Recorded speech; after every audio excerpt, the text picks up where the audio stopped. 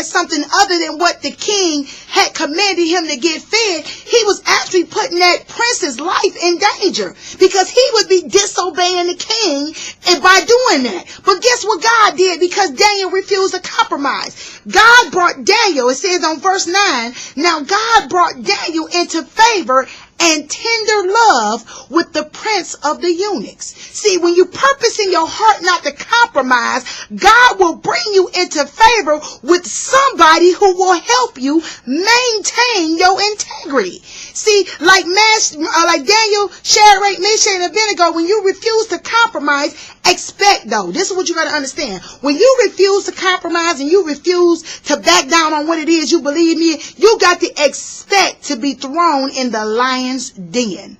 You got to expect to be thrown in the fiery furnace. If you believe in a certain thing, you're going to have everything and everybody come against you. Everybody gonna be saying, why you want to do that? And you shouldn't do this, and you shouldn't. Because if you standing firm on what you believe, everything gonna come against you. And see, what that is gonna do is try how firmly you are planted in what you believe in. Because if you allow what other people say to sway you from what it is you want to do and from what it is you believe in, then you were not firmly rooted in that thing in the first place. So what God will show you is that what you need to do is go back and get firmly rooted. You need to go back and get planted. Because if you were allowed to be swayed off from what it is that you know was the right thing to do, then that means you weren't firmly planted. You see what I'm saying? You got to expect persecutions. Expect people to persecute you and dog you and put you down for standing up for what's right and for standing up for God. Expect people to stab you in your back, because that's what's going to happen. God said expect it. Expect to be called evil. And see, the main thing that I learned is whenever you're right according to the word of God and others are wrong, what they're going to do, the only way to make them feel right about their sin is for you to become evil.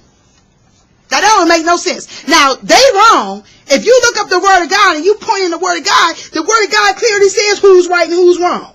You see what I'm saying? But in order for them to be right, what they going to do is make you evil for what you stand in and for what you believe in. And see, that God said you got to expect that.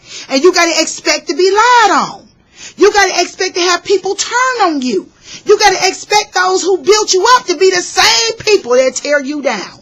They'll try to kill you and everything you stand for. You see what I'm saying? Because people be cool with you until you stand for something that they don't believe in. As soon as you stand for something that they don't believe in, or you trying to walk in something that they don't believe in, they going to come against you and cut you down and make you look evil because you standing for something that they ain't got the guts to stand for, or that they don't believe in. You see what I'm saying? So you got to be firm in who you are. Be that tree planted by the water.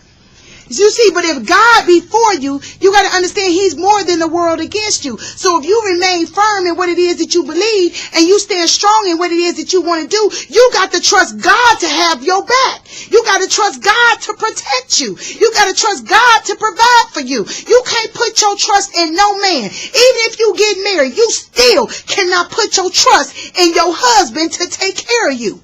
You know why? Because your husband ain't nothing but a man.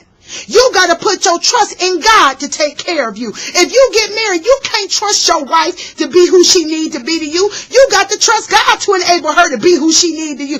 Your trust got to always be in God. And if you're not rooted in God, anything that you do is going to be rooted and planted in a wrong thing. And it's going to be bound for failure. You got to make sure you're rooted in God.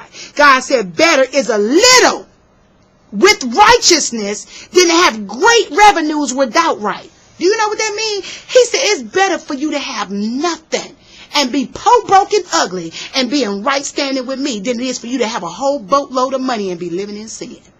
He said because no matter what, you still gonna crack head wide open. So it's better for you to have nothing and be in right standing with me. That's what God's saying. He said, when a man's ways please the Lord, he'll make even his enemies be at peace with him. See, because as long as you stand for God, he'll lift up a standard for you. You ain't got nothing that you got to worry about. Because if you standing for God and you doing the right thing according to God's word, he going to have your back.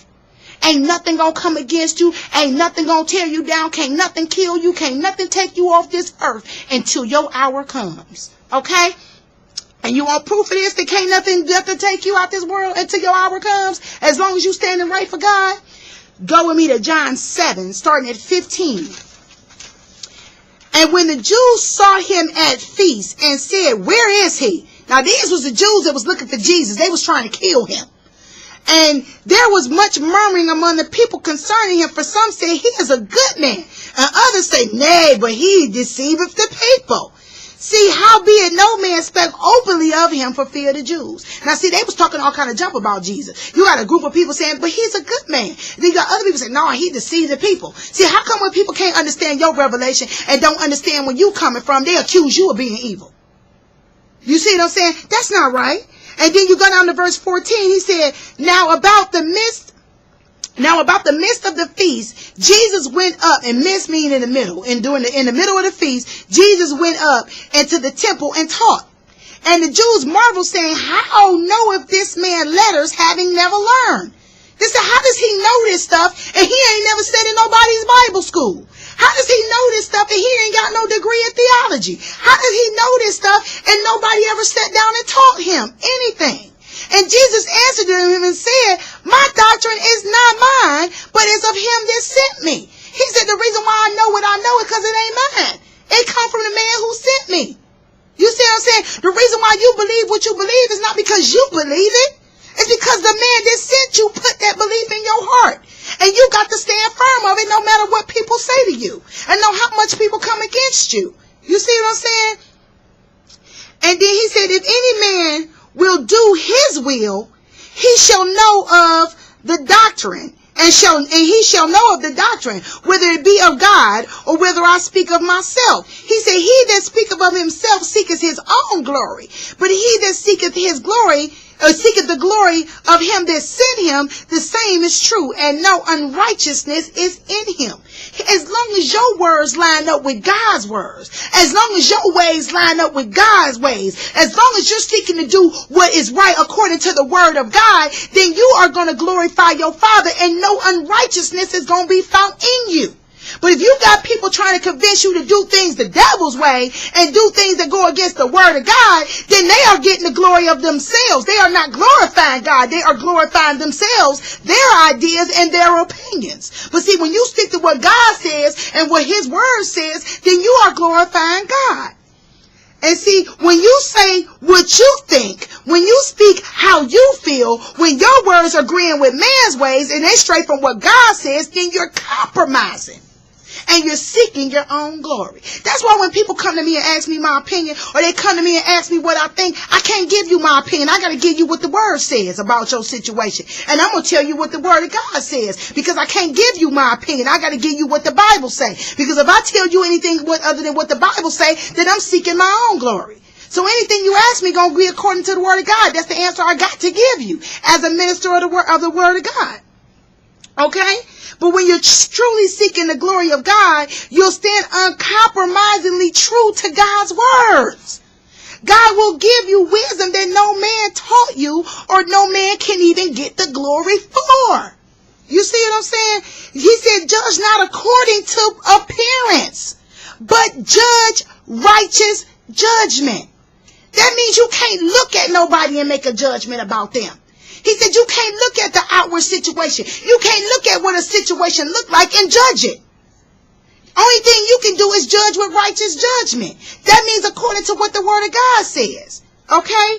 Then said some of them of Jerusalem, is not this he whom they seek to kill? But lo, he speaketh boldly, and they say nothing to him. This is what they said. They said, wait a minute. Isn't this the same person that these Jews is looking to kill? They looking to take him out, but yet he's standing up here speaking boldly in front of them, and ain't nobody saying nothing to him. You see what I'm saying? But guess why?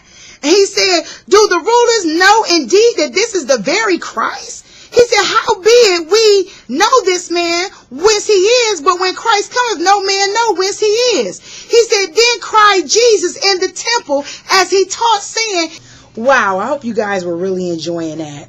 Look for me to upload the rest of this message on our YouTube page very, very soon. But you know you can visit us on our website at www.christtemple.webs.com. But until then, you be blessed, and we look forward to seeing you in the house this weekend.